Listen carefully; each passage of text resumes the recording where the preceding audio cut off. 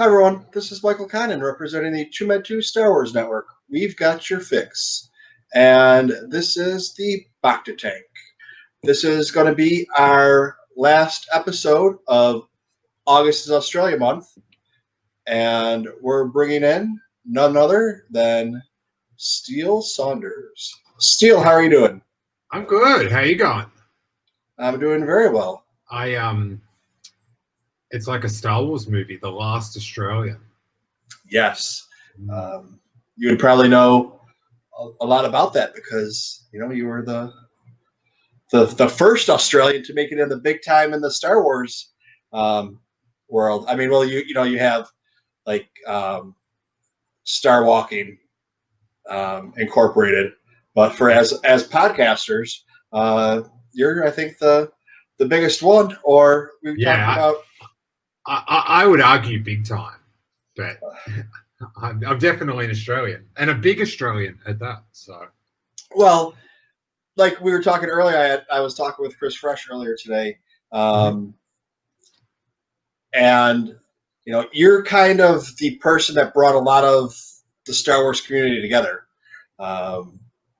Certain people were listening to you and started their own podcasts, and then other people were listening to them. That's how they came to you. So you're kind of at the center of the pinnacle, if you will, for a lot of the podcast community.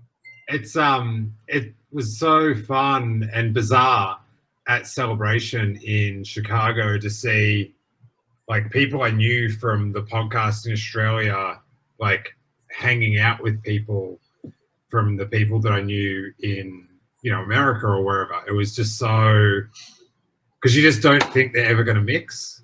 And so that was really cool. But it's like a lot of people have met through the podcast and through the things we've done and that. So it's cool because when I was before I started doing the podcast, I was I'd go to Star Wars things. I'd go to Star Walking and not know a person. Shane Morrissey would always say hello to me though. He was always very nice. So, but I didn't have like Star Wars like crew sort of thing. So it's actually a bizarre thing to go to a Star Wars thing now and like know people. It's because I used to just like not talk to anyone for like 8 hours. I'd order a coffee. I would mouth the order for the coffee. Actually, Shane Morrissey did name drop you last week when he was on. He said, "Do you know Steele Saunders?" I said, "I know who he is." Yeah, and so I have known Shane since 1995 or 6, before the special editions. And I did a punk rock music zine that had a Star Wars theme to it called Return of the Punk Guy. And, we interviewed like Blink-182 and The Descendants and Bad Religion, all this cool stuff, NoFX. But I would also do a Star Wars article every issue. And I also just wanted to meet Star Wars people. So I don't know how I would have gotten in contact with him back then because email was very new. So maybe he gave me his phone number or something. But I went to his house. It was like an hour and a half away. And I'd never been to a Star Wars person's house before. And he just had a piece of the Death Star in his cupboard. And he showed me the headbutting stormtrooper for the first time. Like I'd never knew about it. And it just came up in conversation. He goes, and then I got home and just started ringing people and going, "Hey man, you got to put on Star Wars to this minute because this guy hits his head. It's the funniest thing ever." Because we weren't watching it on YouTube or anything like that. The 90s, it was dry. Yeah, there was nothing to do except skateboard and did plenty of that. But yeah, Celebration, man. Last year, it was my first Celebration, and I was at Echo Base with all of the people, and your show is honestly one of the highlights of that trip. Oh, the live one? Yeah. Yeah, that was something.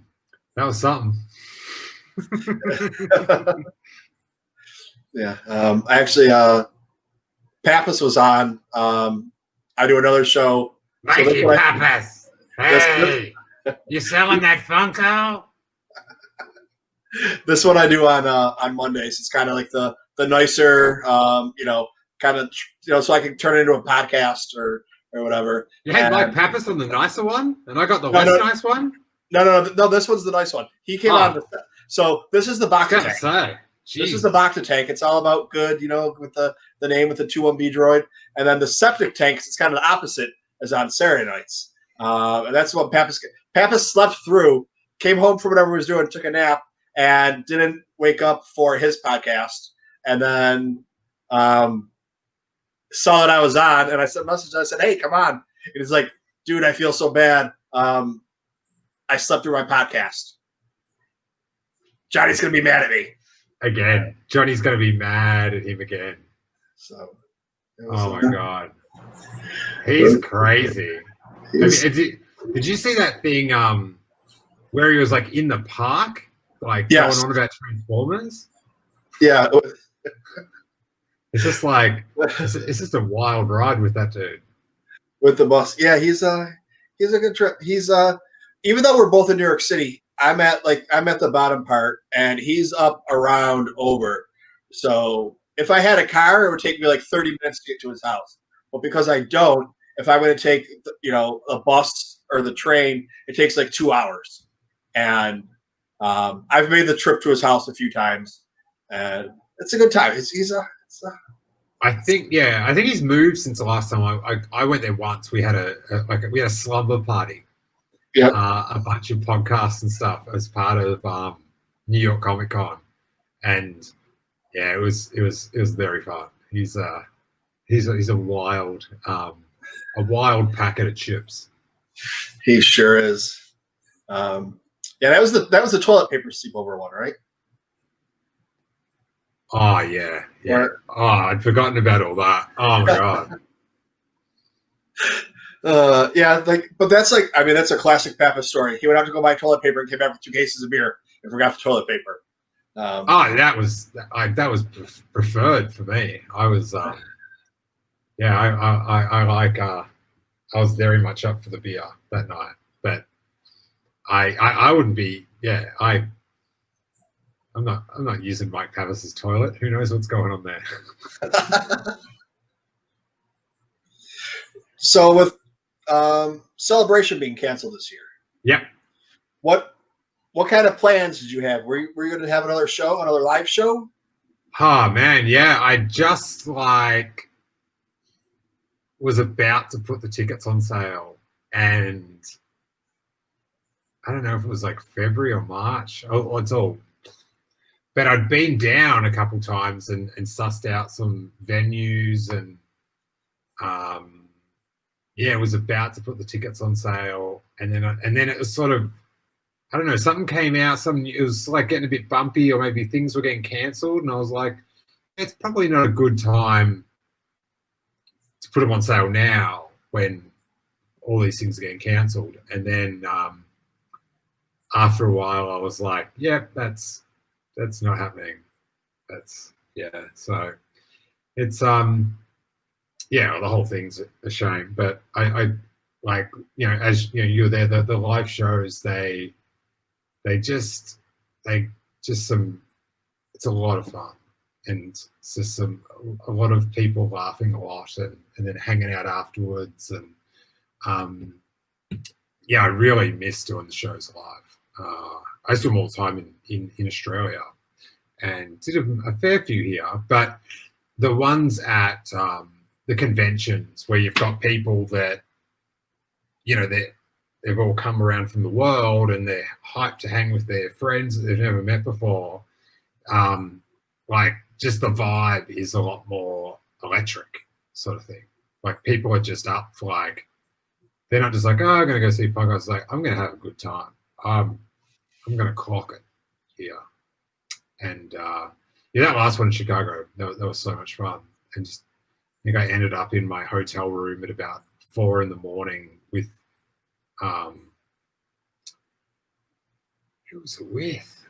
Raj and this was there. The guys from Sisters. Oh, I can't even remember who was there. But we stayed there. They were getting a plane the next day. Yep. And that out like at it was that night. Yeah. So it was Les who was there with us. Who wasn't there? And yeah, that was just an epic night. It was so fun. So now, growing up in Australia, now you're originally from Australia, correct? I hope so. Well, no, just because like when I learned some interesting stuff.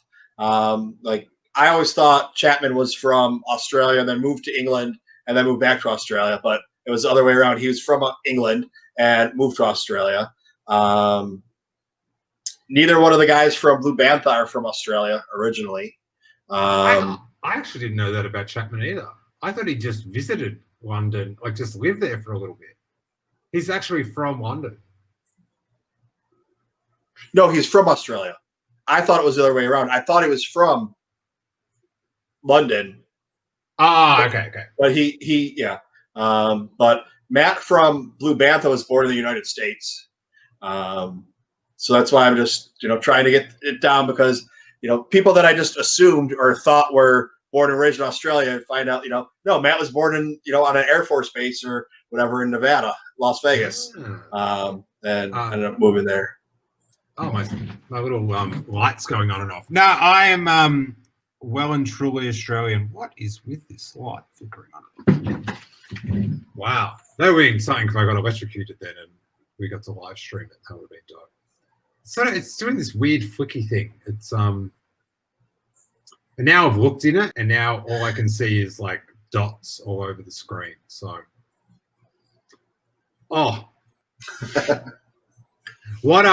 stuff did you plan to do at Celebration? Well, I was gonna leave. So I was supposed to be in the house with the band Motivators and Candlebite and Rusty, and I was still trying to figure out if I was gonna go to Disneyland. I wasn't doing the overnight one or the nighttime one because I figured it would be fun to hang out with everybody and friends.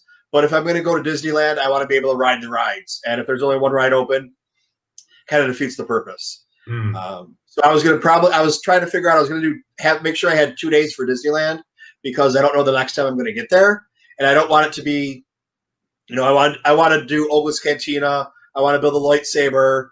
I want to ride the rides. I don't want to miss something if something doesn't work out. So I was like, well, I'd rather spend the extra day and the extra money and just knowing that I'd be able to get it done or take care of it. Were you gonna go before or after the convention? What was your strategy? Both. I was gonna go one day before. I was gonna go one day. So I was gonna get there Monday. I was gonna fly Monday night, and then get a hotel room or just cheap little place, whatever around there, and have that for Tuesday. Just someplace to put my stuff. Go to Disney on Tuesday, and then come back, and then go to the house on Wednesday, and have all that fun, saying hi to everybody, festivities, and then have Celebration, and then have another day left over. And because that way I also figured it would be, instead of doing the 2 days before or 2 days after, I'd be able to hang out with two different groups of friends because most people were going to do a day, the 2 days before, the 2 days after, or the day before, day after. So I figured I'd be able to get, bookend it and have Celebration in the middle was my idea. Good plan. Really, I haven't even been on that ride yet. Because when I went on like a demo day, and like the park hadn't opened, and I didn't go because of the podcast. I sort of went because someone that worked at Disney listened to my podcast and had a spare ticket, but it wasn't like a a press day or anything. It was just for like friends and family to test it out. And yeah, they hadn't opened up the Rise of Resistance, of course. So I've been on that Millennium Falcon one a bunch of times that day, but it's sort of weird. This like the best ride ever, apparently, especially to my taste. It's like an hour down the road, and I've never got to ride it because I didn't want to pay $150 to go to Disneyland. So and now I can't go.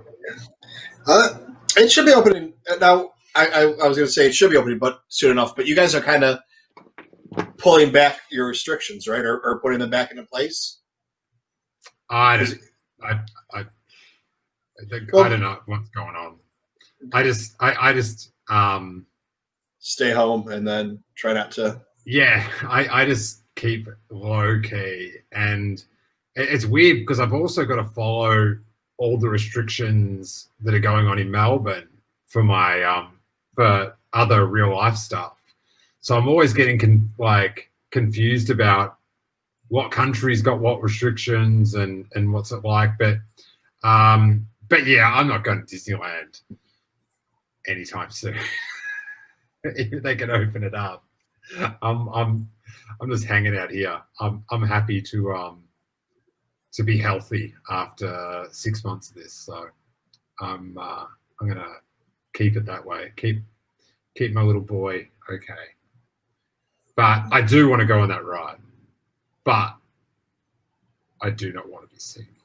So yeah, I had COVID in the beginning of April, and no way. And I never got. Can you get it through the internet? I hope not, because I would probably give it to a lot of people. God, you hope not. I'd feel bad if I killed Steele through the internet. So what was the deal? Like, what was the? I didn't get sick. I didn't have anything really wrong with me. I was a little bit tired, but not like anything. Hey, we're all a bit tired.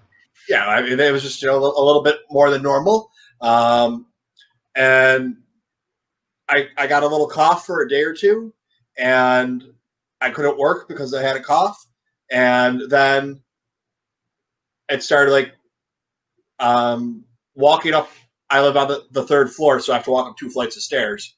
Walking up the 2 flights of stairs, I couldn't walk up both flights of stairs without being out of breath. I had to go get an inhaler.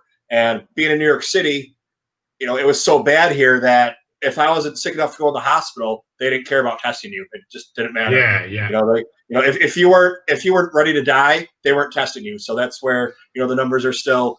Everybody that talks about the numbers and everything, like the numbers are all messed up, plus and negative, because why aren't you getting tested? Because you're not sick enough to get tested. And then what if it was? So yeah, it's all just a big mess when it comes down to everything. But I'm still dealing with it, and they were just like, stay home. Come back in a month, see if you feel better. Come back in a month, see if you feel better. And now it's just going to the doctors for test after test, and they can't just go and be like, okay, spend the entire day at the hospital getting test after test. It's like, we'll come back in 2 weeks so we can look at the results. And then you go back, and then it's like, okay, I'll schedule a test for another 2 weeks and come back after that. And so right now they have me on a round of steroids, and then a couple weeks off of steroids, and I go back to the doctor, and they'll it was like I said, you sit in a little box, you breathe into a tube. And so they check your lung function, how much, your output or input that you can take. Really? So are you allowed to go work now, or? I can't work right now because I can't pass a physical. Wow. So I'm out of work and just hanging out, streaming, playing Star Wars, and enjoying the final days of Australian month. Yes. But it was funny. I actually, a lot of people know that they know because I'm always posting Star Wars podcast lists and everything. And my podcast lists have actually gone down quite a bit because, if I know you hate this, but I listen to usually a little bit faster than one speed. But we won't talk about that now. That's for a different conversation. I'm still Saunders, and I do love Star Wars. I but can't. You got like it's fine. Like it's your thing, but I really like the rhythm of the way people talk, and especially like through stand up. There's just a rhythm and a timing, and yeah, to have it. Um, yeah, I've accidentally bumped podcasts into like 1.25 or something, and it was just like, oh, because it's just there's something. I just like because the people I listen to, I really listen to them so like a lot, and so yeah, to have them just like talking faster, oh, but that's fine. It's you live your life your way. I'm not here to well, like judge. I equate it to like reading. Some people read at different rates. Some people listen to things at different rates. That's just kind of where I'm going. But Like again, I'm fine with you doing it, but it's not the same as reading fast. okay. That's how I justify it. I didn't say it's the same, but Do you watch movies in like 1.5 speed to like get through it? No. But there was that talk about Netflix doing it, putting that option on there to speed up movies. Ugh. Then it might be a different. I don't see that. I don't know if I can do that, but I mean that's the thing. It's like so living in New York City. I put my earbuds in. They're waterproof. I can get up, walk the dog, take a shower, go to work. That's an hour to 2 hours that I can do with a podcast if I'm not watching TV or. You all good? Yeah. Sorry, I just things pop up. I've got two screens. That's why. Oh, see, that must be nice. I only have one, but yeah. So it's like, that's an hour or two for podcasts right there. So on the way, going my day going to work and coming home from work, that's 3 to 4 hours. So that's 3 to 4 hours with a podcast I can get done, or YouTube or whatever. And then, depending on work, sometimes I would never listen to a podcast while I was at work because it's not allowed. But if that was ever to happen, there could be another couple hours in there. So I can do 4 or 6 hours of podcasts, and that's without really doing anything like sitting down and listening to them or whatever. The same with the books. So I do the audiobooks too. Now, how do you feel about audiobooks? I don't know. That's how I get it done. But sometimes, like, it's hard to stay engaged. You got to be a bit more. I feel like it's good for driving, but when you're like working, because I listen to like a podcast when I do, like if I can, I will. Do you know what I mean? So if I'm cleaning the house, if I'm by myself, without question, like, got to put a podcast on. Have to. Like, I don't want to be alone with my thoughts. Oh, I've had them. They're shocking. So I just pound them like all day, except when I'm recording or editing. Once. Well, then there's the thing that happens where I'm on one, and then I can't listen to it that week, and I get really annoyed. So. Yeah, I don't like listening to anything that I've been on. Now, how are you? How are you? Absolutely the worst thing ever. Like it's like I hear people that just listen back. I think on the Bad Motives they're saying, "Oh yeah, I listened back to that one." It's like, what do you do? Like what? I like grind my teeth while like edit, like sort of cleaning it up to get it online. Oh no, sound like you seem to be dealing with it fine, but for me, the sound of my voice it's zero bars, no good. Yeah, I find your voice very soothing, so you don't have to worry about that. But when I listen to it, when I'm editing, I hate it because all the qualifiers and everything and saying like or whatever, that drives me crazy. And if I listen to myself, like if I go back and listen to this, it's gonna drive me fucking insane that like that's the way I'm talking and I don't sound good or anything like that. If you say it, it's not going to bother. It's not going to faze me at all. It'll be like, oh, okay. Oh yeah, I'm exactly the same. Like all the ums and like is mine. I love a good like. It's an amazing word to fill some time. But I'm trying to. That's a good thing about editing and stuff, is you do, like, if you let it annoy you in the right way, you can sometimes get out of saying it. But yeah. And then, are you at the point now where, when you're looking at it, you can tell by the spikes what words you're using, or I can sometimes find ums when I concentrate, but I sort of don't need, like, it's just not how I'm not looking at the matrix with the things go up. That'd be sick, just to be able to go through and be able to, like, there's an I spot it, but nah. Yeah, Araj claims he can do that, and he can do that with everybody on the show because he's done it so much that he knows exactly what it is. But that's not my. He's crazy. I was telling when he was about to have Malik, I'm just like, you got to get out of this. How much you're editing these shows, buddy, with all these clips. Like, you're going to go crazy trying to fit all this in, because you just do not have a gauge at how your time will. Like, you've got this. I had this thing. I went to classes. I read books. I was under the impression still that I could put Harry down, like, in his little bouncy seat that we got him, and he'd just sit there and just go to sleep, or just like gaga and goo goo, and like TV and light. TV is really doing wonders for the baby community, because they're really overselling how self-sufficient they are.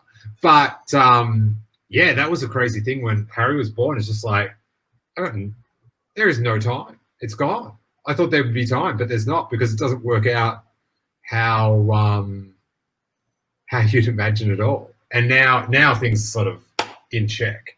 But yeah, I was Araj, and he just didn't stop. He's always editing those bloody movie clips and all that sort of stuff. But very fun show. I actually don't. Sometimes I like shows with clips in them, but sometimes I'm just like, just get to the new content. Do you know what I mean?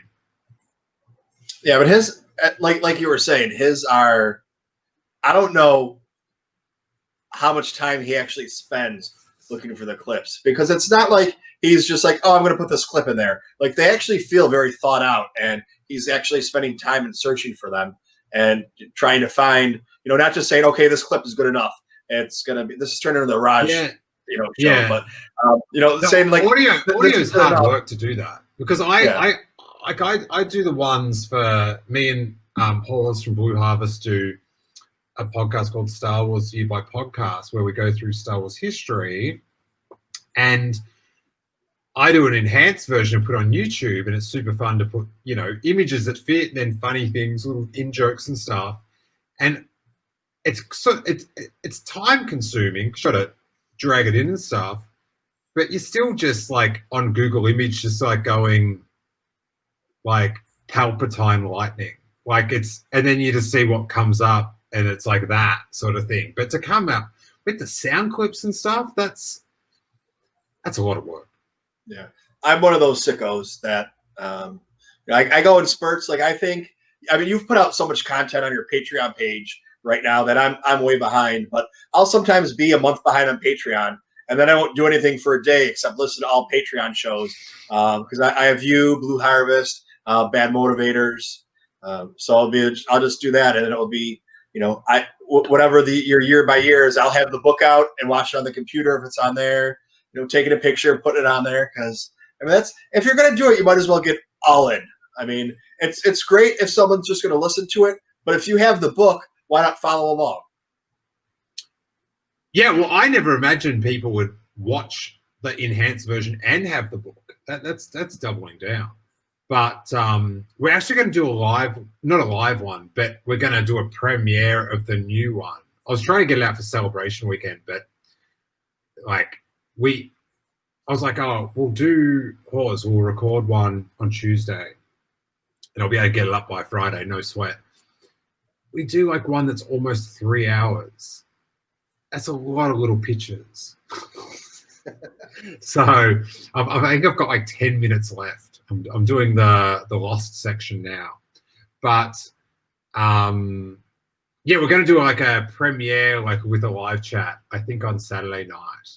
So you can, it should be great for the sickos. Hopefully Catherine Dean will be able to come and she can sicko it up. That'll be wonderful. And then the one thing I wanted to talk to you too, because it's like everybody comes on here because it's a Star Wars thing, and we're all brought together by Star Wars. But when you get together with your Star Wars friends that you're friends with in real life, you talk about Star Wars a little bit, but it's everything else that you talk about. So like that, and that's what people come on here, and I've had people on here, and they've been on here for a half hour before we even talk about Star Wars. But you have another podcast besides Steel Wars. Yeah, which one? I got a few random ones floating around. What do you refer? Which one? There's one that you just started or something. Oh, yes. Okay, so that one's called Manchester Lane Radio, and I own a sneaker store, like a sneaker streetwear store in Melbourne called the Shore Store, and I was just trying to think of ways to promote it, and I wanted to do it like an interview podcast that wasn't Star Wars, because I'd sort of missed just doing that sort of stuff, and so yeah, I thought if I like you've got the thing of, you do a podcast, it gets popular, so you make merch. And I was like, oh, what if I've already got the merch and I'll make a podcast for it to promote the shop? So like He-Man toys, basically. And kind of, yeah, like He-Man toys. And yeah, so because I used to do like back home, like interviews for magazines with people and stuff, and so just trying to sort of do stuff that people that would go to the shop, like interesting people either from Melbourne or that sort of inspire the store, and put up a little podcast every week. But I've got to get it's sort of went in a bit of a quick hiatus after we got it up because of celebration and stuff, because I put out a lot of episodes in the last week. But we're gonna get back to that. But yeah, so like if you're into like skateboarding and stuff, like on the second episode we had Danny Way, who's like the guy that did the 360 over the Great Wall of China. He's like one of the founders of DC Shoes and a very legendary skateboarder. So but yeah, I love like interviews, and I love interviewing people. It's very there's something, an art about it that I really enjoy. Yeah, I mean, you're amazing at it. Me, I'm just kind of like here talking with people. But that's even, I was never a skateboarder. I was fat and wasn't coordinated to skateboard. So I tried a bunch of times. I just could never do it. But I mean, just listening to you interview people and getting, different perspectives from people. I mean, I'd rather listen to you, interview someone than watch half the TV shows, or, it's just a different, version of, still your podcast. It's just not a Star Wars podcast, and you're talking to interesting people. It's not like you're sitting there talking about, watching the cement dry or the grass grow or whatever. It's, people that have interesting stories and things to tell you. Yeah. Well, the weird thing is sometimes there was someone that listened to like 59, it was like in that amount of episodes of my podcast of Steel Wars, and then they decided to watch Star Wars. They'd never seen it, but they were like, oh, I'm going to check it out. And they listened to over 50 episodes of my podcast. That's very interesting. That is kind of strange, because I've told the story. What's your favorite podcast that has nothing to do with Star Wars?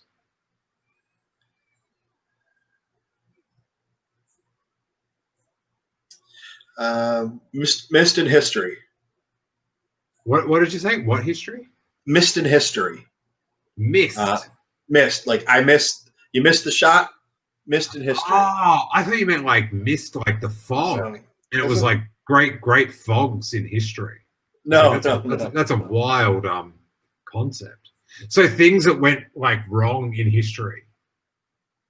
Is that what is it? no. Like epic fails of history? Is that sort of what it is? No, it's or stuff you missed in history class. I'm sorry. Ah, okay. Yeah, I misspoke. Um, and yeah, it's stuff that you don't learn, or kind of a deep dive, or whatever. I mean, because without getting all into it, history is told by the winners, or whoever, or whatever they want you to know, or whatever whatever it ends up being. And this is just kind of filling in the gaps, or whatever it really happens to be. Okay. But it is Holly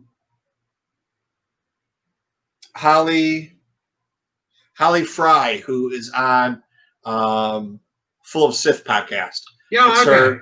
her. Yeah. Ah. Okay. It's all clicking now. So that's how I know about that podcast. Is I learned from that podcast from listening. But the funny thing is, so like my story, I just decided I wanted to make Star Wars friends, and half the people I was watching on YouTube were horrible, and I was like, oh, I'm going to start a YouTube channel, and I'm going to make Star Wars friends that way. And the less than one people out there, if they can do it, I can do it, and not realizing that me sitting here talking about the truth and not doing a 3-minute video of everything I just made up isn't going to hit an algorithm or anything. But I made 2 videos, and somebody hits me up on Twitter. They're like, hey, we're getting together. You want to come hang out with us? And I thought it was going to, I was kind of scared. I was like, I just, the beginning of February, I started, it was right before Solo came out. So I had no social media except for Facebook. And then one day I had everything. And somebody hits me up, and I go, and I'm like, oh God, what these are going to be some weirdos or some sickos or whatever. And no, it was Johnny Grasso that hit me up. So that's how. So I walk in, and it's I'm thinking I'm going to be like too cool for these guys and whatever. I walk in, I'm the biggest nerd there. It's Araj, and Johnny Grasso, and Pappas, and the guys from Tau Swift, and and Emily was there, and all the people for meetup. So it's like 2 weeks and 2 videos into wanting to make Star Wars fun. So I kind of hit the mother load, and that's where it all came from there. And that's where it goes back to you kind of in the middle, and then I started listening. I had never listened to a podcast before. I listened to my first episode of Rogue One on the subway to go meet them, and I was like, oh, these guys sound like they're okay. So it was just kind of a leap of faith, and it's like, Star Wars friends, let's go. And it just kind of never turned back from there. So you'd never listened to a podcast before at all? No, nothing. Wow. I'm not any kind of podcast for anything. And I was just, and because like the one person I watched all the time was Prince Bell, Urban Acolyte. On yeah, I've seen a few of that guy's clips. Yeah. He's pretty good. Yeah, he deals with mostly the power, like the religion and the philosophy behind it.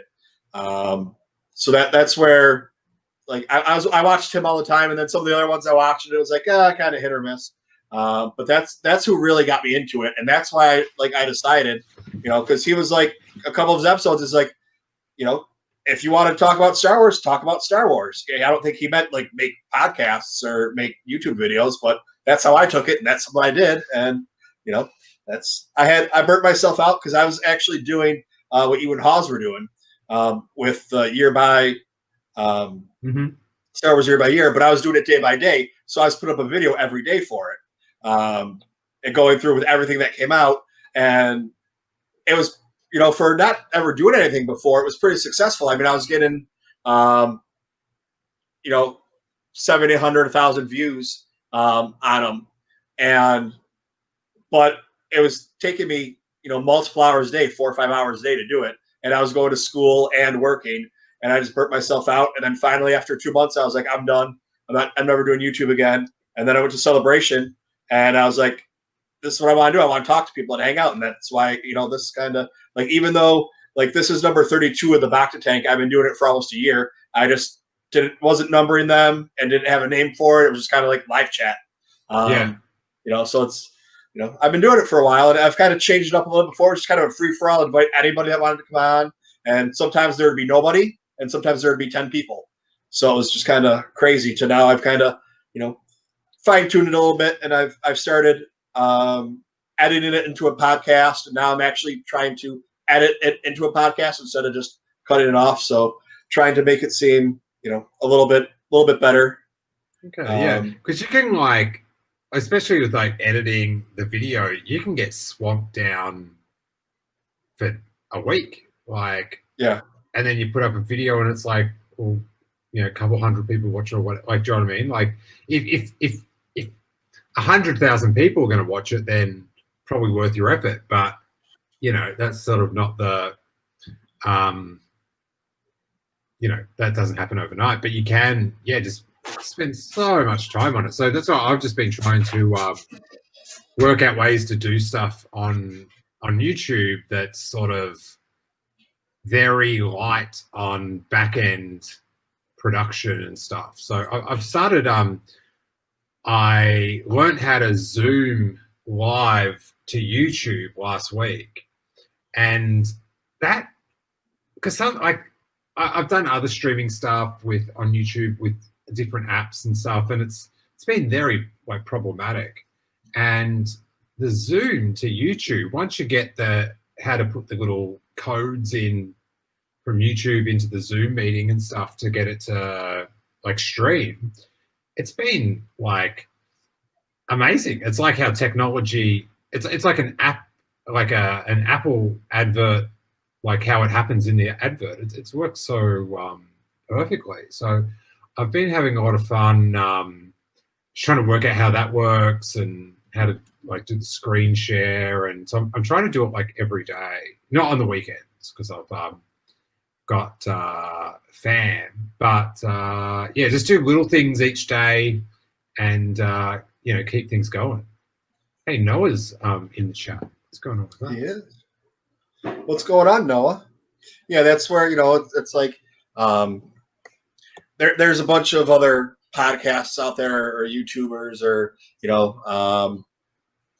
and a bunch of them have gotten together and formed their own little networks. And I was just the TooMedToo's Star Wars channel, and for no reason I decided to change it to the network. And I was like, well, I'm doing more than one show on it. I'm a network.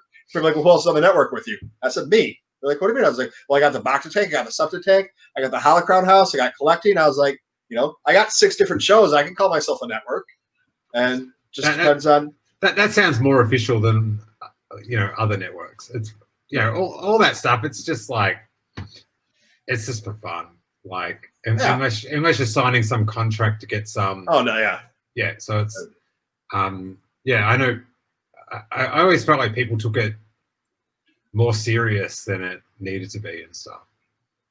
Just that it's it's sort of, I don't know, the less you can make things into clicks and stuff, the better, pretty much. And sometimes it's good to have the network thing because you can plug each other, but you don't want to sort of limit yourself just to those people on your show and all that sort of stuff. Yeah. But it's a network of one with lots of friends, so it works really well. I feel a bit like that sometimes. Yeah, and then I'm a network of one.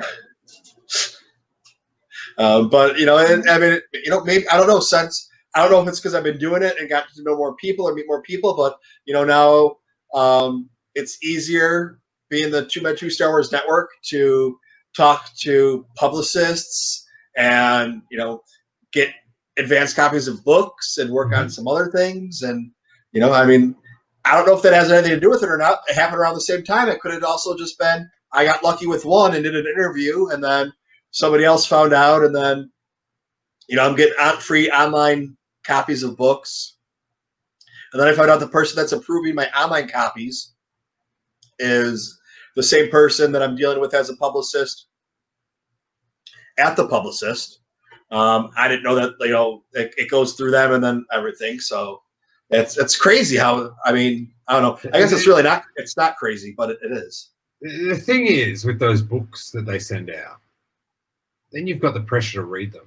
And I don't need that in my life. I don't need the pressure to read the book. I'd still be, that's why I do a podcast where someone reads the book to me, essentially. Because I was like, I'm never going to keep up with this. So I just have Tom come on and tell me what happened in the book. And then I'm like, and I don't like, I'm just, and more often than not, I'm just like, oh, that was nice to know, but I don't really need to read the book. Like I'm sort of glad I didn't spend the time reading the book. I like the moving image. It's a lot more. That's why the audiobooks are great, because it's like a little. Yeah, it can be. It's good. Like I enjoy it depends. I feel like if you get the formula right, and if you're into it, and you'll do anything just to press play for that 10 minutes, just to get 10 minutes more. But sometimes I just like vague out, and I'm just like, who's this character? What? I remember reading the EU, right?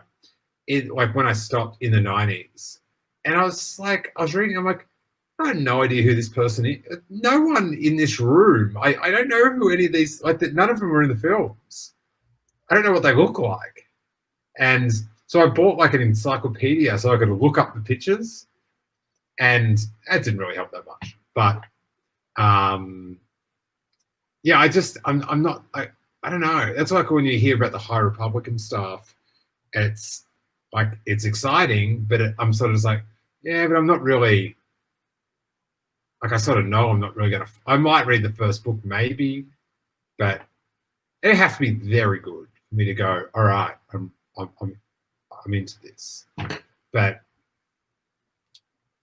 I'm definitely, I like to watch Star Wars. Nothing against the books. I would, and I think because of my where my life is, like I've got a 2-year-old boy and stuff, and it's sort of like reading a book is, I don't know. I'd rather just watch. Yeah, do you know what I mean? It's you're too tired to read. For me, it goes watching, listening, and then reading. Like I would rather, if all the 40 novelizations or 40 canon books that they've done since it's been sold, if those were all made into movies or TV shows, I would have rather watched those than listen to them. And since I could listen to them, I didn't have to read them. But like you were saying, I now have an obligation to read them and review them.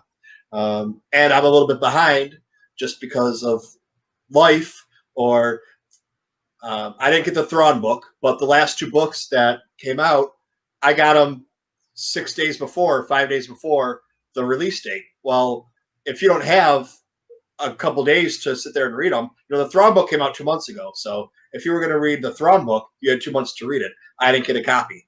The other books, like the yeah, because Tom, he can read it in like a day, like a morning. It's just like he just like, I don't know if he's skipping words or what, but he reads a novel in like a day.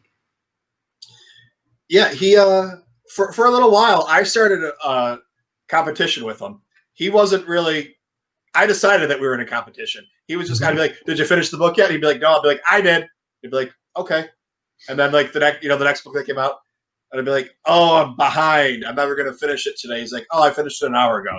Yeah, don't go toe to toe. You pick your battles. And I'm listening too, so which makes it even worse. So he's reading fast. He's reading faster than I would listen. Yeah, but you can read faster than you can listen, can't you? Yes. Yeah, for sure. Yeah, because talking takes time. I don't know. Like just the act of talking. Like you can read a sentence faster than you can say it. I don't know. I always thought that I don't know. We'll have to.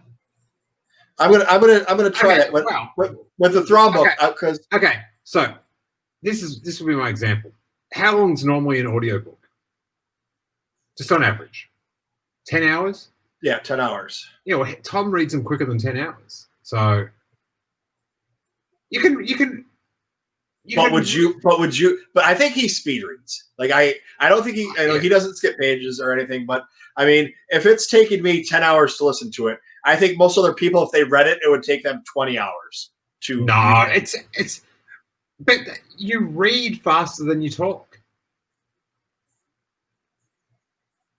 I'm trying to think of a way we can test this.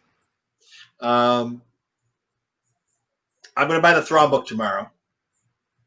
And chapter 1, I am going to read chapter 1. All right. I'm going to time myself reading chapter 1. And then I'm going to listen to chapter 1 and see what unless chapter 1's like I'll look and see whatever, See, this is the sort of experiment I can get behind. Yeah. I applaud your if it says like 8. If it says like the time for that chapter is like 8 minutes, I'll wait until something a little bit more substantial where, it gives you a longer period of time. Okay. Or whatever. Or I might try it with a few different ones. I might read a chapter and then listen to a chapter, then read a chapter, listen to a chapter. I can't say that I'll be able to keep it up for the entire day or whatever. And make sure you message Tom when you finish each chapter, just to let him know. I'll tell him Steele told me to. Yeah. I'd like that. So, yeah, we'll have to ask him if he reads faster than he listens. We should. He'd have to. Because a lot of times what I do is the book comes out at usually between. So Pacific time, because that's where it comes out between like 12 and 2 a.m. Pacific time. So for me, that's between 3 and 5. If I'm up or whatever, and I get up, and I'll get up at like 6 in the morning, and I'll listen to 2 or 3 hours, and then I'll take a nap, and then I'll get back up and start my day off or whatever it is. What do you do while you listen to it? Whatever. No, like, are you just like staring into the abyss, or are you like folding washing? Like, what are you doing? What's your activity? Both. Like, if I get up and it's early in the morning and the book had come out, I'll listen to the book for an hour or two while I lay there in bed because I'm not turning on the TV or watching TV. And then when I get up, I'm walking the dog, I'm taking a shower, I'm listening to the book. Now that I kind of, I haven't had it yet where I'm getting a free book because there's different publishers. So I'm not getting anything from Del Rey yet, but I'm getting stuff from DK, Disney Lucasfilm Press. I'm getting the books from the advanced copies from them. Mm-hmm. So I haven't got Del Rey. So I haven't had an opportunity to get like the Thrawn book 2 months ago, and then I could read 10 pages a day, have the book done, and everything's good. So, once I start getting those free copies, or I should have called them free copies, even though they are, because that turns me into a Disney shill, I guess, which they want to pay me money, I'll take it. Anything free Disney wants to give me, Lucasfilm wants to give me, I'm more than happy to accept. And I will be proud to walk around and tell people I'm a shill. So I guess we're going to have to see once I start getting those advanced copy books. All right. You definitely can read faster than you can listen. Without question. Without question. Are you sure? Yes. Because, like, you're skipping, like, part of the talking bit. That takes time.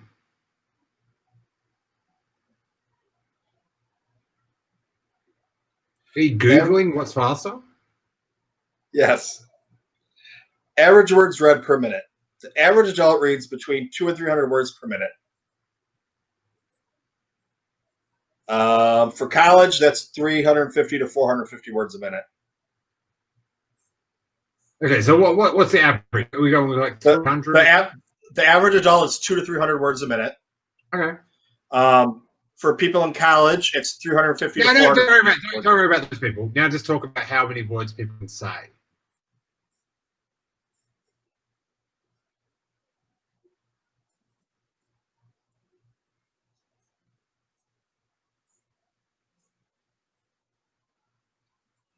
Average words spoken a minute are 125 to 150 words a minute. Bang. Come on. Come at me. I think someone owes me an apology. King Tom owes you an apology. Steele was correct. You can read more than you can speak. Say? But so does that? But yeah, but see, I'm with. But I would not be able to sit down and read for 10 hours or whatever. Where I can listen to a book for 10 hours. I go insane. The fact that you just sit there and listen is, I know that's what people do, but it seems eerie or something. It's disturbing. But okay, so I got to do stuff. I have to do stuff. So I just can't sit there and listen. I'd have to be. We're gonna get done here when we get done, and I'm gonna do whatever. If the book has come out, then I'm gonna listen to the book while I'm doing whatever I'm doing. Good. I'm not just gonna sit here and be like, put on the book and just sit here and listen. But now if I go to bed and I'm laying there in bed, I'm one of those people that always have the TV on when I'm falling asleep. I won't turn the TV on. I'll listen to the book. Yeah, but don't you? There's something about the book. I never liked doing that because then I've got to go. Then I've got to find out where I was. Do you set a timer? That's wise. They have timers. You can do it either in like an increment of time, or you can stop it by chapter. Oh, okay, cool. I tell you what, I have to be so tired to go to sleep without listening to podcasts, and I need to I can't go to sleep to a Star Wars podcast.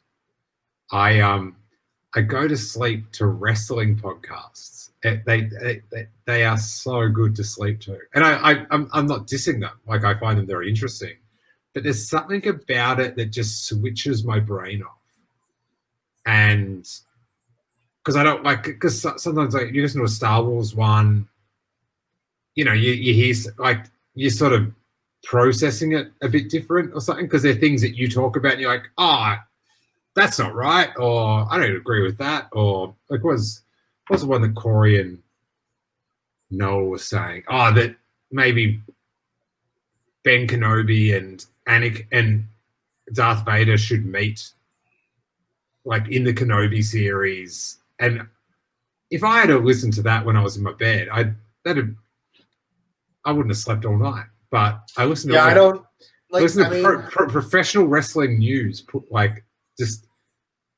It relaxes me for some reason. I haven't watched professional wrestling that much, but I listen to the podcast. If I was listening to a Star Wars podcast and I didn't agree with what they were saying, or we had different viewpoints on something, I'd probably start getting worked up, and I wouldn't be able to fall asleep.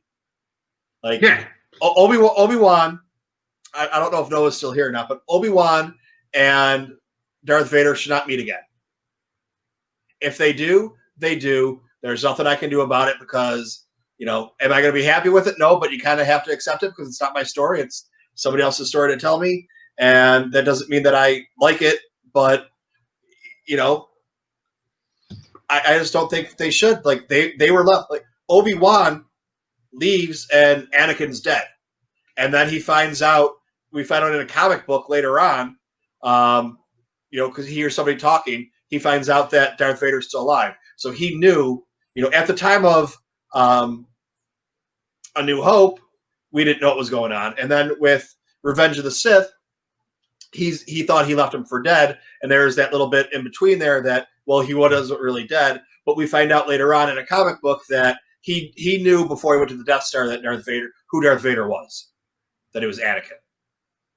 Ah, yeah. So, but for them to meet again, and just saying, oh, the last time we met, well, yeah, because the last time they met, I'm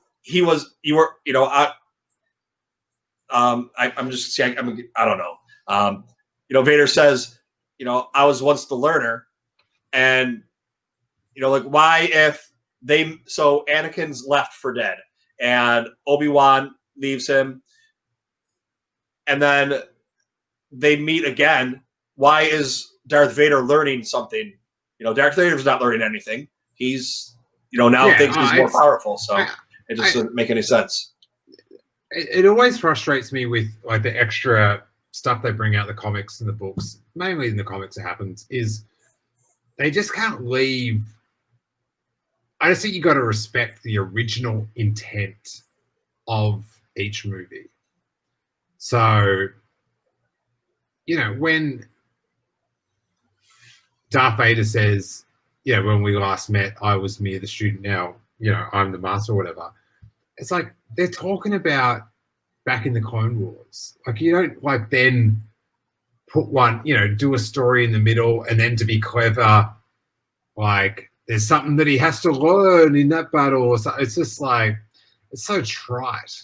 Like that people, like there was some bit of canon that they tweeted out a few years ago and then deleted the tweet, funnily enough, about how, oh, this is so enraging. When they're in Ben Kenobi's hut in Star Wars A New Hope, Episode 4, and C-3PO says he's going to shut down, they made some bit of backstory canon that he was shutting down because they were talking about Anakin Skywalker and he was programmed never to mention. So he's just, that was his programming, was to shut down because they were talking about it. And it's like, he was low on battery and he was going to recharge. Like, you don't need to be clever and go, oh, it's because, like, it seems like it's sort of, you're trying to wedge this thing, you're trying to make it different. Like, you're trying to make your mark by changing the original intent of, like, the original document sort of thing. Yeah. I can't stand that. And that's where, like, the Clone Wars at the end with the Siege of Mandalore, it doesn't change things. It just enriches it, sort of thing. It doesn't, like, it just gives you a bigger, juicy bite of the burrito. It doesn't change the sauce. These analogies can go off track sometimes. But I understand what you're saying, but that's where I came up. Hey, can I just ask you a question? Just popped in my head. Have you had anyone in your house, like, at all lately? I was thinking about it today. It's like, there's been no other person in my house for 6 months. Like, I've got my wife and my child, but no one. I was thinking about like little things that you don't know that are weird, and I feel like someone else being in my house I would find quite shocking now. My girlfriend, I live here with my girlfriend and my puppy. My girlfriend's friend from North Carolina, that's where she grew up. That's where we met. I'm not from there. I'm originally from Buffalo, but it's a whole long, me traveling around the country, living around. Her friend was in New York City for something. So my girlfriend took a road trip with her to North Carolina to see her family. That's the only person that's been in my house because she came up, she had to use the bathroom. Ah, okay. But I haven't had anybody over here hanging out or anything like that.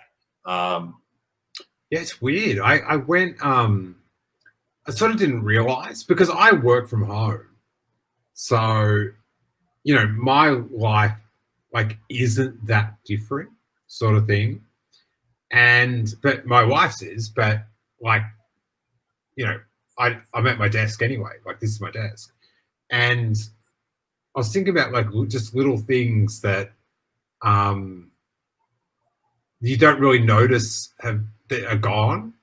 And I was like, I haven't spoken in person to anyone that doesn't live on my street for yeah, like the guy you know at Trader Joe's or whatever. But that's not a conversation. I went and got a haircut about 2 weeks ago outside, and I've gone to the same like hairstylist or whatever the culturally appropriate thing is to call them. In Australia, they're called hairdressers. I've gone to her for like 3 years, so we sort of know each other. And normally we'd talk for like the first, 10, 15 minutes, and then it would sort of, it just lull down naturally. And then once in a while we'll say something and stuff. I just couldn't stop. It was like an hour. I was like, blah, blah, blah, blah, like, and I was like, halfway through, I said, I'm sorry, but I haven't spoken to anyone that doesn't live in my street for 5 months. So this is like, and she's going, oh no, I'm really enjoying it. But yeah, I couldn't stop talking. It was crazy. Yeah, I mean, for me, it's a little bit different. Like the first, well, when they reopened the barber shops, I would have got a haircut. I don't have the long beautiful hair like you. I have a half bald head, so I needed a haircut because it had been beginning of February till end of June or whatever, and they're wearing masks and they have gowns on, and like the one place I went, they're all decked out. Like they have like the plastic face shields on. That they're all decked out, and then they're like keep your mask on and everything. And I just went to a different place a couple days ago, and how many haircuts you getting? I've had 2. Jesus, I 2 haircuts. Oh my god, what a prima donna! When I used to be in restaurant management, I used to go every 2 weeks. I was getting my haircut every 2 weeks, and then slowly kind of it's gone away. Now it's usually once every. What haircut you getting every 2 weeks? You got that's the way it used to be, man. Now now it's like because I used to not have a beard. I used to have a goatee, and after like 6 years of being with my girlfriend, she's like, "Can you grow a beard?" And I was like, "Why?" She's like, "Because you're not going to shave your face." You look ugly with a goatee. And I was like, after 6 years, and I was like, I like that she's surveyed, she's worked out the possibilities. So she's worked out her best case scenario for what she has going on. Because I would, when she said grow a beard, I was shocked because they're prickly. So I'm that goatee must have looked horrible for her to generate a beard. That is a firm beard. Like that is like there's no skin showing. Like in those, yeah, that's pretty. So do you have to like you doing upkeep on this or what? It seems like a lot of work. Make it look nice. No, well, that was the thing. I said, fine, I'm gonna grow a beard, but I'm not gonna take care of it or whatever. I'm just when I get my hair cut is when I'm gonna get my beard cut. And she said, fine, because I still get my hair cut often enough that every couple of weeks or every whatever. So I would just trim a little bit, trim around the ears, trim around the mouth, and just do whatever you got to do. And that was about it. And now it's just like even before COVID, I would just be like, I'm not getting a haircut. I'm not going to trim my beard. So it would be this big long. I'll post a couple pictures of my beard because it got. I take whenever I'm wearing a T-shirt from like one of the content creators. I take a picture of it and I tag them in it. So I have a line of, and I have a couple shirts. I only have like 3 or 4 people that I have shirts from. I've seen that on Twitter. Yeah. The chain of it. Yeah. But yeah, so like if you go back and look, there's some with like a really big beard. My mask, actually, I have one of the homemade. My mom and sister made me Star Wars homemade masks, and my masks got stretched out because my beard was so big. So, I had it like super long, like because I hadn't had a haircut at all, yeah. and so it was like could come down to there, and it looked good when I skateboarded. It was all flicking around, but it was so annoying because it hadn't been cut at all. The ends were like spiky, and it was driving me insane. And then after she cut it, she's like, "Oh, you want to see how it looks?" And I'm like, I don't care. Like it feels amazing, like because it's all like sort of shaved on the sides, but it was like the bit that was shaved had grown. It was like that long. It was too much. It was like Cousin It. But yeah, I can't wear. I was considering wearing a hat. It was getting so long, which I try not to because my head is so big that a hat just it compounds the issue. It's 8 inches. It's too far out. I used to barely ever wear a hat. Like I'd wear a hat if I woke up and was going to go out to the house or to the bodega or something. I'd throw a hat on instead of doing my hair. I just got to the point where because of COVID and not being able to go get a haircut, I had to wear a hat because my hair just looked like a mess. And then I got my hair cut, and I got used to wearing a hat again that I hadn't worn in years. So now it's like it's kind of like a vicious cycle that once you get into a hat vibe, it's hard to pull out. I've gone through those things where it's like I'm wearing a hat. I haven't for like about 5 years, but I used to go through big hat stages. But what else? How long till the Mandalorian starts? I don't. They're still saying October. They're saying October, and that hasn't changed. But everybody's been talking about the whole trailer thing, so we don't even know a start date. But I think that they're going to give us the. This is my theory that I had yesterday. When I was yesterday, we're talking. Oh yeah, I'm doing some. There's somebody on Twitter named Bob who's doing a Baby Yoda con. And he's just getting different content creators to talk about Baby Yoda, and he's recording it, and he's going to put them all together and put it out in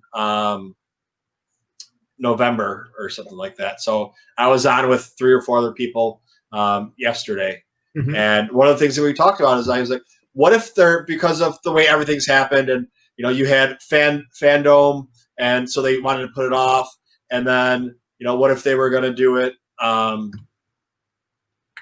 They're not putting anything off because of fandom this week. Well, I mean, just they want all the attention though. Like they want everything to be. They don't want anything else going on when they release the Mandalorian trailer, we were talking about. Yeah, I just don't think. Like when that whole rumor about that they were going to put it out before Celebration, I was like, that just doesn't make sense. Like, why put it out the week before when you could put it out in the weekend? But then they put it out a lot. But so my idea is on September 4th we get Milan either in theaters or on Disney Plus, and it's going to be tied into that somehow. Because why not? You never see a trailer for a TV show. Why not? It's COVID. Things are crazy. Throw the movie theater for that.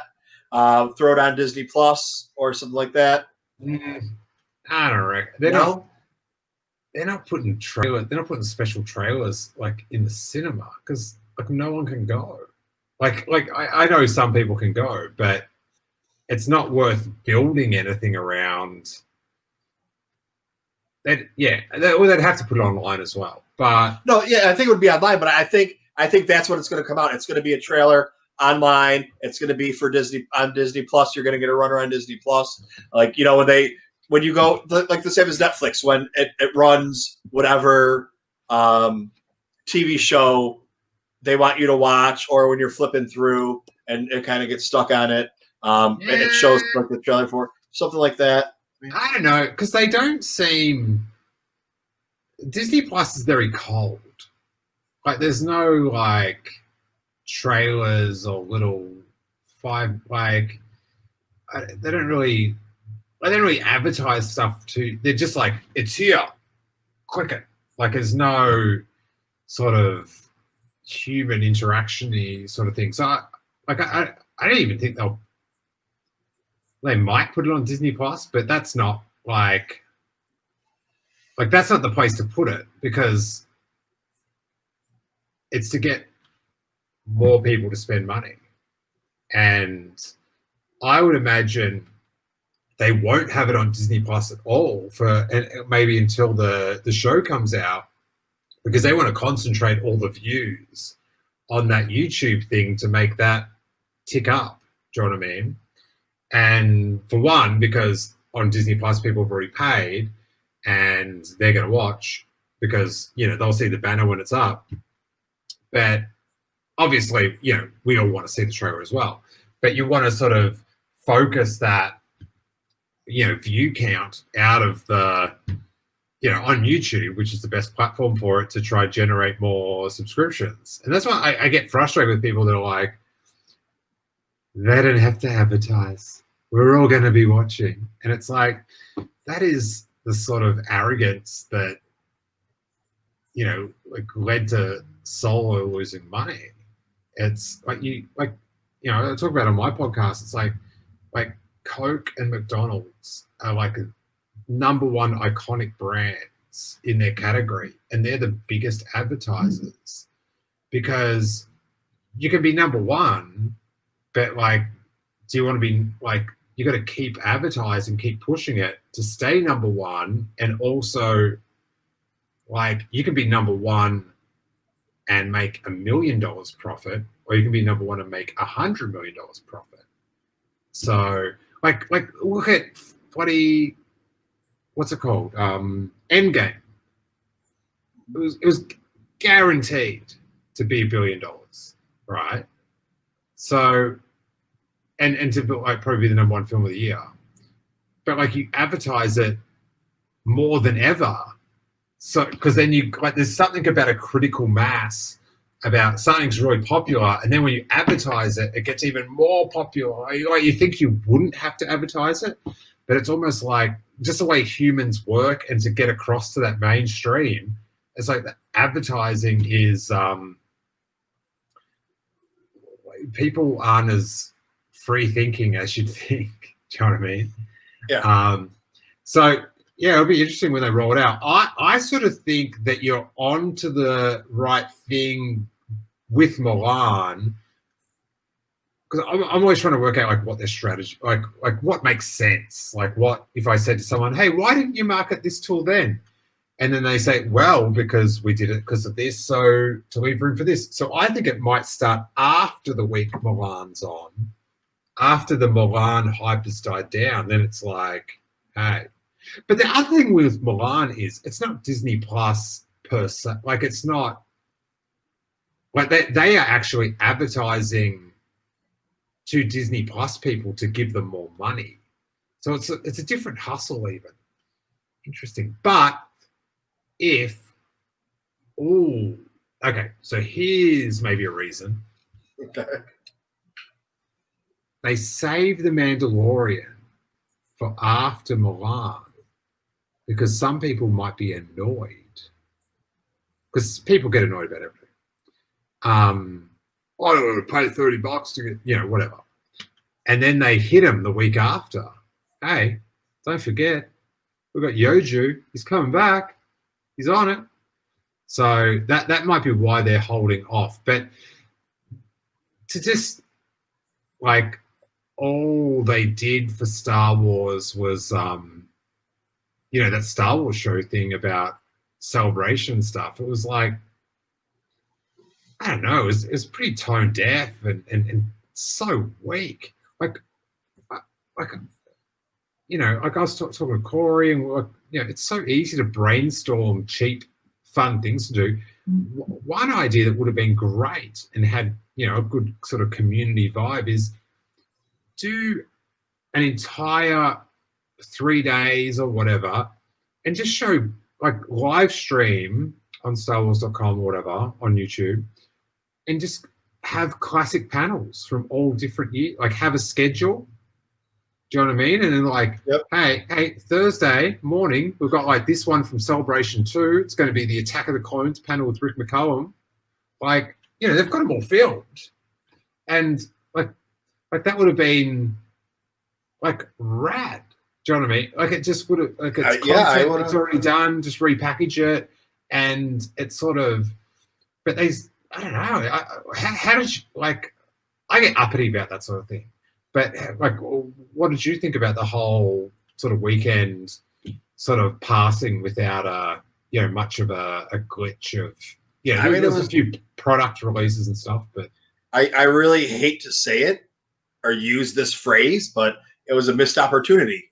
And, you know, whether it was to show us new things, which, you know, they might not have new things because of COVID, so they weren't able to film Cassian, and they weren't, you know, Kenobi got put up back, and whatever stuff they would have given us, you know, whatever reveals we would have gotten, we didn't get. You know, the Mando trailer probably being one of those. Not even reveals. Like, have a. Well, that's what I'm saying. So Empire Strikes Back 40th anniversary Zoom thing, like. But so they don't have. But that's what I'm saying, because they didn't have any big reveals. They were like, well, we just won't give them anything. And, you know, I would have sat there and watched Rick McCallum from, you know, adding Rick McCallum. And, dude, you know, give me a 2-day Rick McCallum feed. Oh, McCallum! Imagine that would be a good. Imagine that, doing 2 days. That was your challenge. 48 hours of McCallum, and you just blog along. Like, you just try to live that Rick McCallum lifestyle to stay up and make it through. How long what's the longest you've ever been awake for? A couple days. No way. A couple of days. No. Yeah, no. That's... Was it? Were they? Not naturally. Not naturally. I was going to say. I was trying to think of a good way to work. I was like, would you want someone to search your pockets during this time? Not naturally, no. Okay. That was back in my younger days. Hey, we've all been there, buddy. It's all right. Yeah. I haven't had it. I'm just gonna push the button now, and the cops are gonna come through the door. It's just a big sting. That's why I want to know if anybody else was in my house. Thanks, Steele. It all fits. It all does fit. It's like poetry, it rhymes. Yeah. Yeah, so it's sort of like I don't know, it was like I did a stream today and I was talking about, it's like I'm shocked they didn't do anything, and I'm also shocked that I can barely care, just because it's like I can't. That's not going to make it into my top 100 complaints for the year. So if it was last year, and for whatever reason Chicago had to shut down and wasn't letting anybody in because of whatever, we'll just say, you know, a terrorist threat, and just whatever. And so Chicago's not letting anybody in. The convention's canceled. You know, nobody can come in. And then they didn't do anything.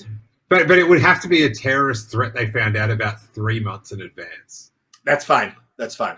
Okay, because they need time to, like, we've got to give them. It's not like a terrorist threat that week. They've got to do a live stream. That's fine. It was 3. They had 3 months. There was a terrorist threat they found out about 3 months in advance. Mm-hmm. And they didn't do anything, I'd be pissed. But the way things are now, it's like, why didn't you do anything? Because this is the perfect opportunity, because everybody else is doing something. And it's not just because everyone else is doing something, I want you to do something. It's that, you know, it's canceled, and this is the perfect time to do something. What do you got to do? Mail a camera to someone, tell them to hook it up, and talk to you. Yeah, there's cameras on everyone's computers. No one has to mail a camera. The I just think they've just cut. Like when you look at like the Star Wars show and how that's now just like once a month, and it feels like, and especially this year with the income woes that Disney would be having without the parks open. Um, I I just think obviously people in the company want to do it, but whoever's in charge of the budget is no spendo, no spendo. Because the whole thing, like, I don't know how it works with insurance and stuff, but that's like, how many people go to Celebration? Like 80,000 people. That's a lot Yeah. of. What? And that was one of the things that was being speculated on. They were waiting until they were told they couldn't have it, or they weren't going to be allowed to do it, because that way insurance pays for it and they don't have to pay vendors and everything, which I can kind of understand. But it's also like our friend August in Australia month.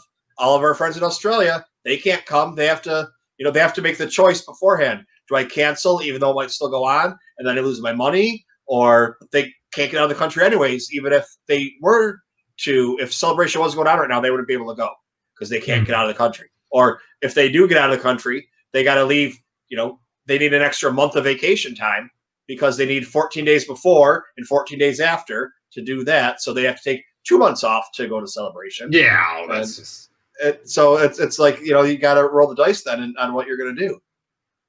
Because that's the thing, that's a lot of cash. Like, do you know what I mean? That just like that ticket money, because it's weird because people sometimes treat Star Wars and Lucasfilm like this, like a religion or some dedication. It's like, and people work hard with make Celebration, but like just the ticket sales, it's like $10 million, something like that. It's like the event is crazy cash, and then everyone else they're just like dropping their money off to get their whatever.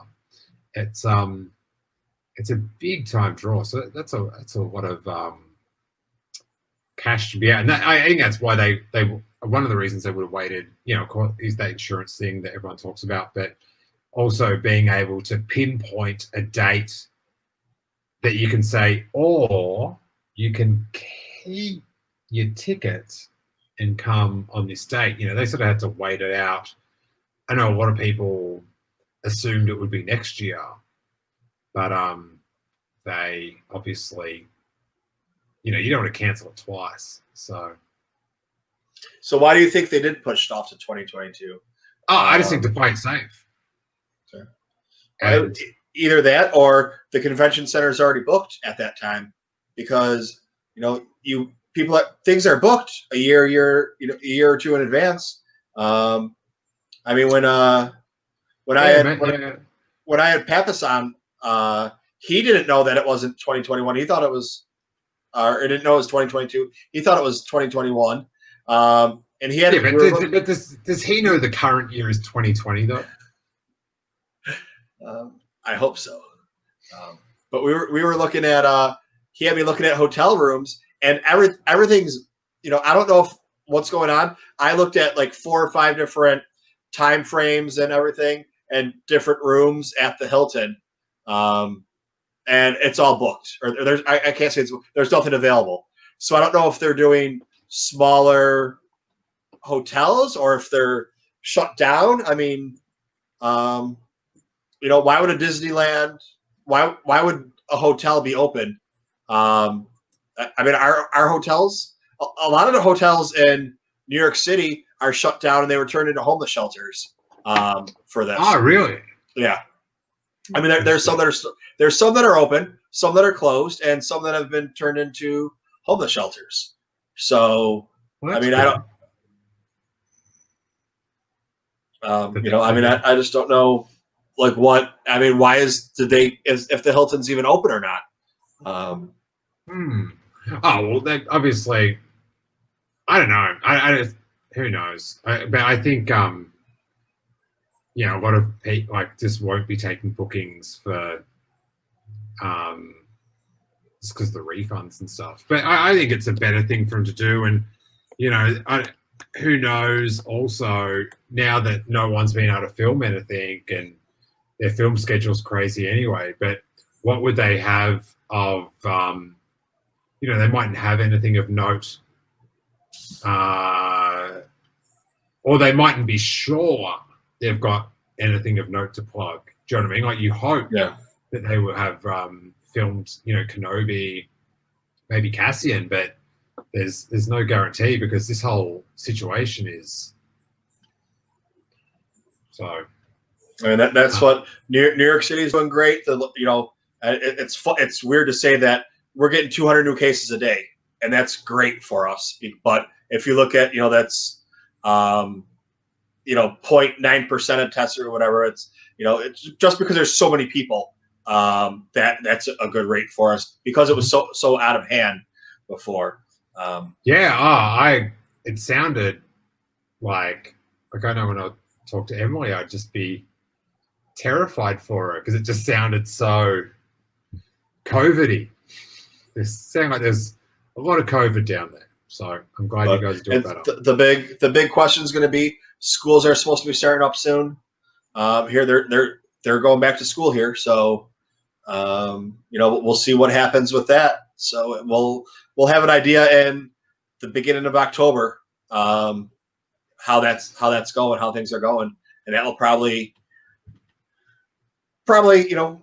whatever's going on in the beginning of October, mid of October. That's how they'll decide everything else for New York City once the schools are back, because that's where you're packing everybody in, 30 or 40 kids in a class, or even if they're half the kids are staying home and getting homeschooled, that's 20 kids in a room every day.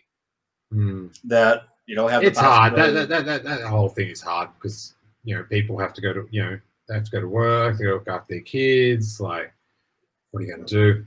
I tell you, they didn't bring out this virus to be like, they could have made it more convenient. Do you know what I mean? I know. They just did. It's a real prick. The weird thing for me is just the thought that I can't go home. Like, I can't do you know what I mean? I can. Yeah. I always was like, and I go back and forth a few times a year and stuff for work and stuff, and it's like, yeah, I'm not. I probably won't go back for it might be a year and a half between my visits, which is very, very strange for just a humble small town boy, You won't be you can't go back till at least the new year, right? Aren't they shut down till? So I mean, I'm it's at the moment it's like 2 weeks in quarantine. And how do you, if you're moving back there or something, you could do that, but it's I don't know. We'll see.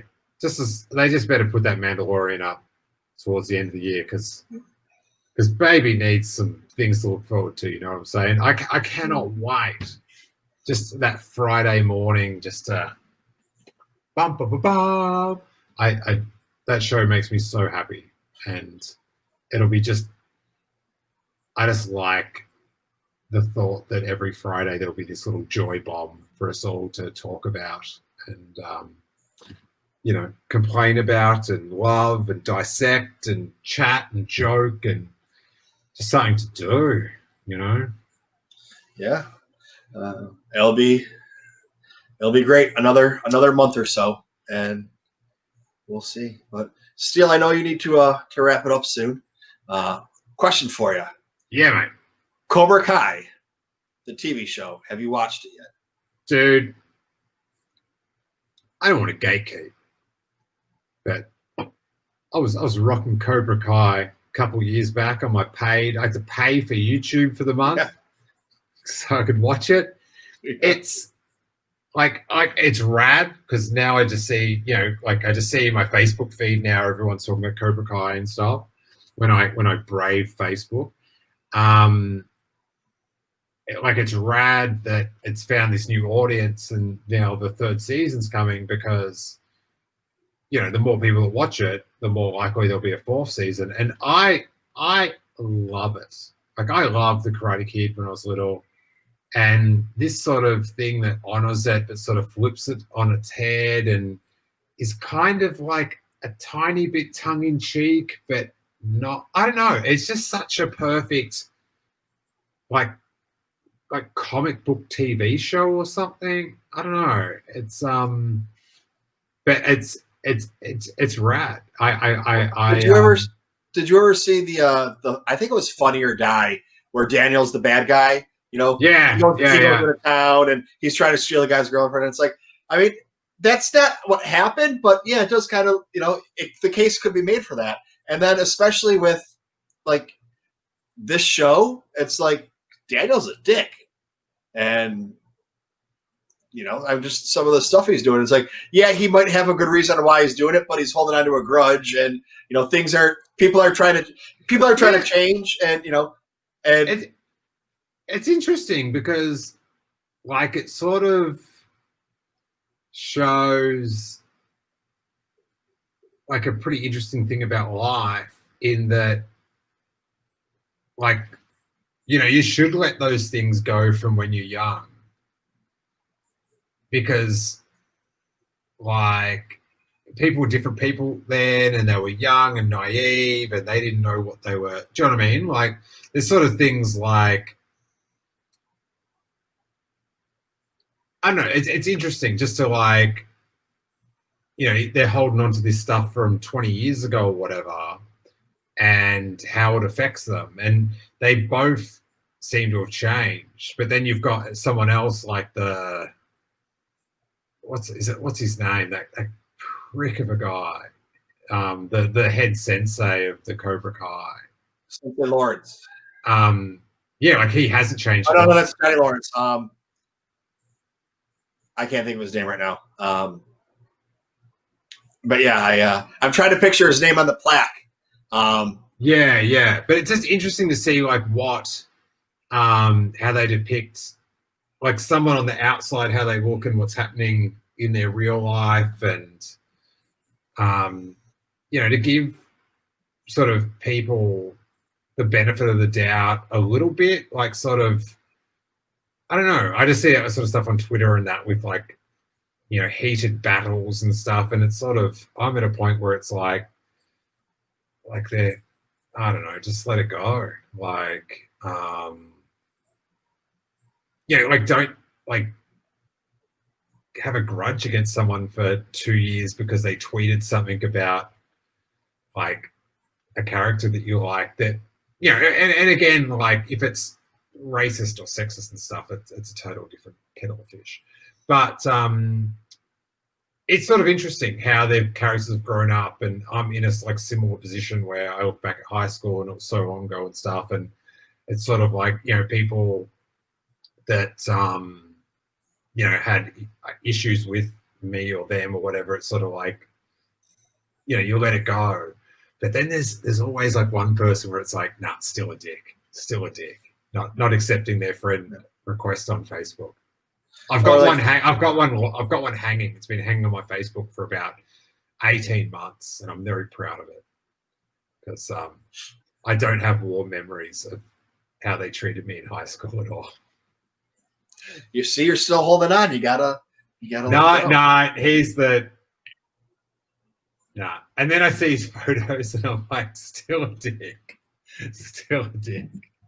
But I mean, that's kind of like perfect what you're saying. And, you see Johnny and the original Karate Kid when he's sitting there and Sensei says, sweep the leg. And he's like, do you have a problem with that? Because he's like, wait a second, I shouldn't do that. So he's really not a bad guy. And we see in this, he really wasn't a bad guy, but he needed some guidance. And he goes to the guidance from, this asshole. So like that's the way he's trained for all these years, and like literally and figuratively trained to be, and so it's like, and then because of all the shit that happened, he ends up with a raw deal and doesn't get anything. It's just kind of, it's kind of like Luke. No matter what he does, everything's always turning bad for him. And he just decides to go. Hey, Luke's trying. It's just he ends up having to live by himself and be angry. And that's kind of what Johnny does. If then all of a sudden it's like, let me train you. At least he's trying to train somebody. I don't think Luke was angry. I think he was more cynical than angry. Yeah, just kind of giving up because not necessarily angry, but just giving up just because it just seems that everything he's trying to do, he's succeeding and going further, but not in the ways that you really need to. But as for Cobra Kai, can't recommend it enough.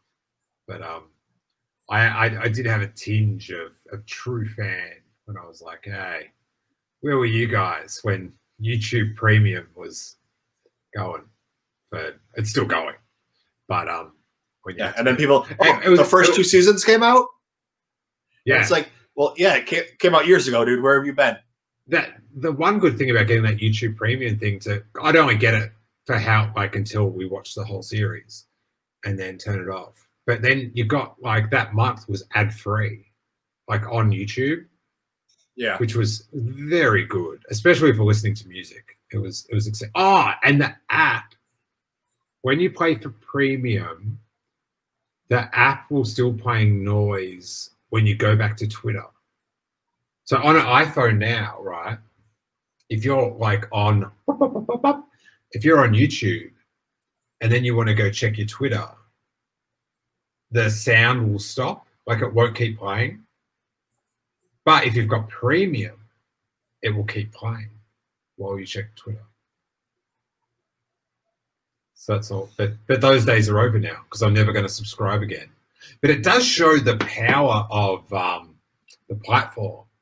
Do you know what I mean? Because everyone uses YouTube, but obviously no one's watching it to pay the subscription thing and watch their show. That whole thing, I think, is going to fade out where they were trying to make TV shows. And then you put it on Netflix, and it's the #1 show in the world. Yeah, I didn't see where it was on the top 10, but I know it's #1 on Netflix. So okay. I know on the Sith list they often do the streaming charts, but I don't think they do TV shows. But maybe I don't know. Why don't you ask them? Ask them why they don't.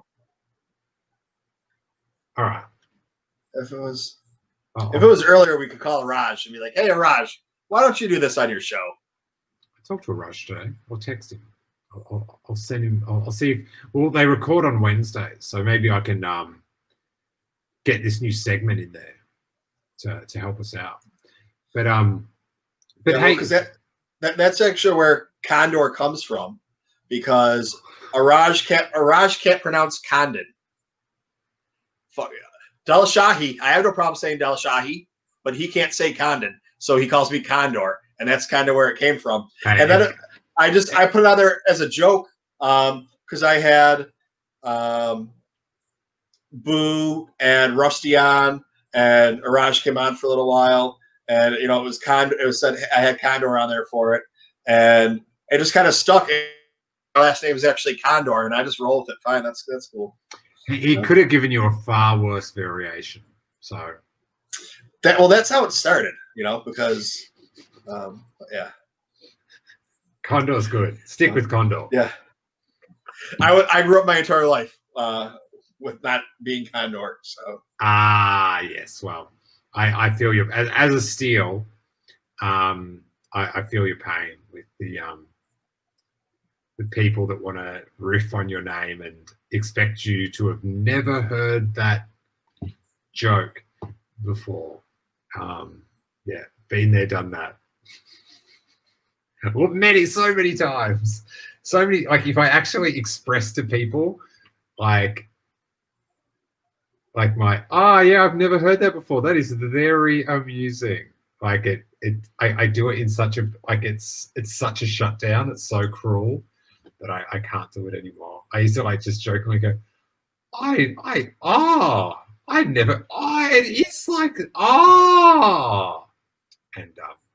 it came off a bit mean. But I like sarcasm is the best. I don't care what your mum says. Sarcasm's very good. It's the highest form of it. Just make sure you put LOL after your tweets, or people think you're an asshole. Oh, dude, I never put LOL after anything, and then people but I'm not into LOL. Actually, I'm into the the Winky dude, the little, I don't know what it is, a semicolon with a bracket, but I like the wink. Gotcha. Maybe I should start doing that. Save me some fights. And then and you save a keystroke on lol. Lol's 3 buttons, winks 2. That could really save some time. Well, that's what we're all about here, I think. Yeah. I mean, how many? If you can save one keystroke every time you type, Got more time to read. How much time will that save in your life? Yes. I'm all about that. All right, Steele. Yeah, but thanks so much for having us. I really appreciate it. And who did your art? That's pretty impressive. Chris Hall. Ah, nice. He's good. He's got the skills. Yeah, that's a good 2-1B. Very rich colors. Yeah. Yeah. I like it. I was quite happy with it. I'm quite happy with this. Is my bootleg Luke Skywalker from Hong Kong. I don't know. I think the light's too bright, but he's actually terrible. I've been pulling out all these old bootlegs that I had. It's not.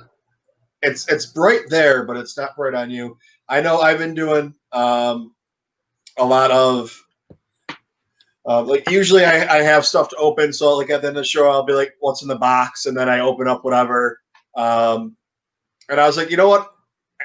Over the next week or so, like I'll make videos then on whatever it is, and I've had to start using a photography light for it because the glare on the plastic, and if you don't take the stuff out, you can't see it. So I have to use a photography light for that. So, with like a soft filter over it or something? Yeah. Yeah, okay. Nice. But because I don't have a studio and I'm kicked out of my room where I could just leave it set up, it's break it down and put it back up every time. And, first world problems, 5 minutes to set up a light. Yeah. It's just a pain in the ass. All that setting up stuff, that wears you down. Yeah. Like I've set up my area, like so the lights, like I sort of put them behind the desk and I can just flick it. Because when I used to do like the one in a couple of years back in our old apartment. It was sort of like a talk show. And we'd have cords everywhere. And it was like the actual show was so fun. The before and after was like to set up a studio was like, ugh. So I'm always just trying to work out ways to leave things set up in a certain way so I can just come back. And yeah, the setup's brutal. Every Star Wars content creator should be given by the government an extra room to set up all their stuff and live happily ever after. Have their partners happy with them. Have their streams running flowingly, because it's all the plugs. Too many, all those plugs. Well, I actually have a second bedroom. They can go so wrong. I have a second bedroom, and it's fine for like watching TV or computer or whatever, but it's not strong enough to stream the signal, so I can't do it back there. So that's why. You can't like run an Ethernet cable or. The way that they would have to redo the wiring for the cable in the apartment in order to do that. Really?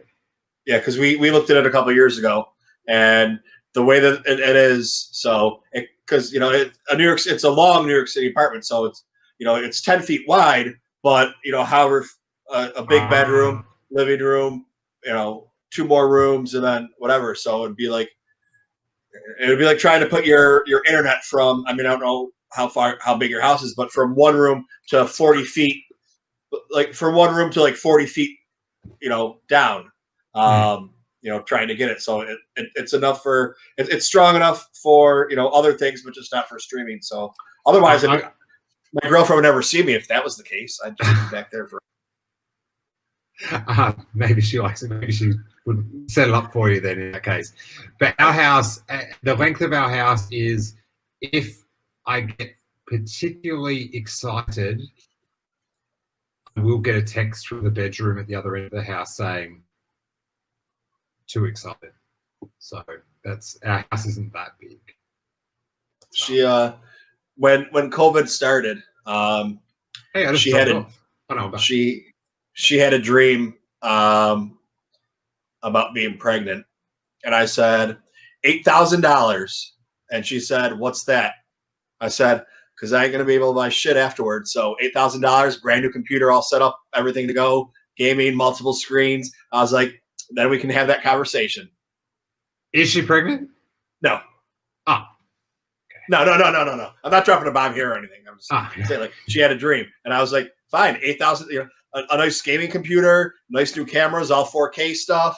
You know, get an instead of just having a Logitech camera, get an actual, you know, $1,000, $2,000 camera, like everything good." I was like, "That's all right. You want to let me have?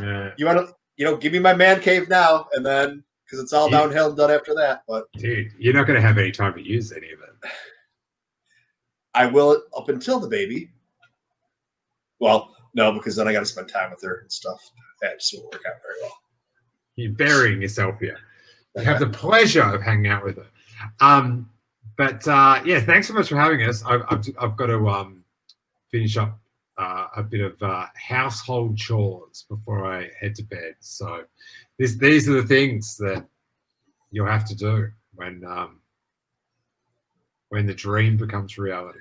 Yeah. Well, I do have some house chores I have to do, but since there's no little baby around, if they don't get done, I just get yelled at tomorrow, and you know, it won't really interfere with anything.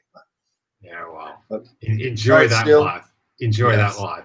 But thanks so much. It was good to see you again. All right, Still. Thank you. And I'll see you on the internet. Always.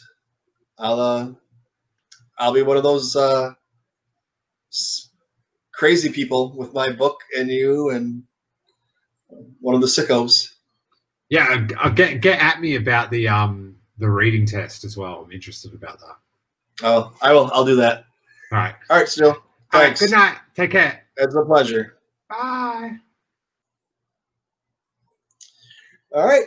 So most of you know that was Steele from the Steel Wars podcast, amongst many other things. Yeah, so you can find Steel Wars. He's got his Patreon. Go hit them up. I am a patron of his, and it is well worth the money. And if you don't feel like doing that, at least he's a great follow on Twitter and Facebook. With that, I say good day. May the force be with you.